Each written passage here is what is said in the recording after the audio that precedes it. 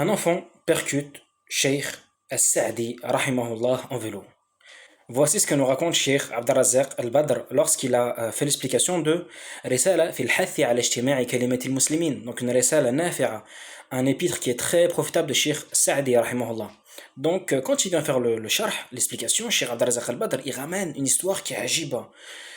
Une histoire qui nous montre le comportement des savants et le comportement à avoir en étant musulman. Donc Cheikh, il nous dit que Cheikh Saadi, rahimahullah, il était dans la rue et un enfant il descendait rapidement en vélo. Et il a heurté Cheikh Saadi. Et Cheikh Saadi, il était âgé. Il a été très touché de par ce choc. Mais regardez sa réaction. La première des choses que Cheikh Saadi a fait, c'est qu'il n'a pas montré sa colère. Il n'a pas montré d'agacement et il n'a pas crié. Au contraire, Cheikh, il a fait quoi? Il a relevé l'enfant. L'enfant qui était à terre, qui a été choqué par le choc, et choqué en voyant la personne qu'il venait de happer en vélo.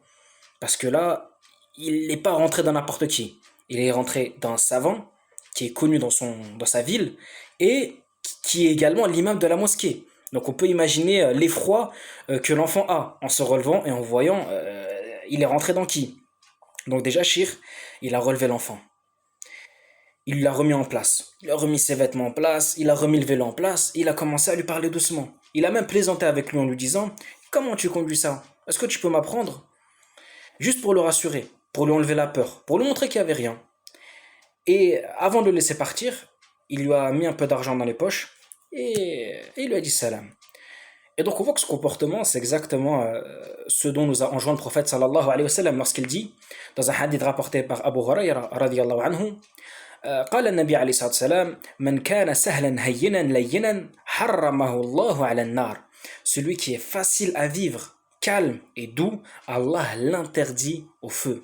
Donc, et ce bon comportement, si tu veux faire partie des gens de ce hadith.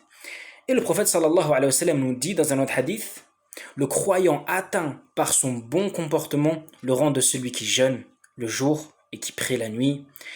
Donc on demande à Allah Azza wa Jal qui nous facilite à avoir les plus beaux comportements et les meilleurs comportements. Wa sallallahu wa sallam ala nabiyyina Muhammad wa ala alihi wa sahbihi wa sallam.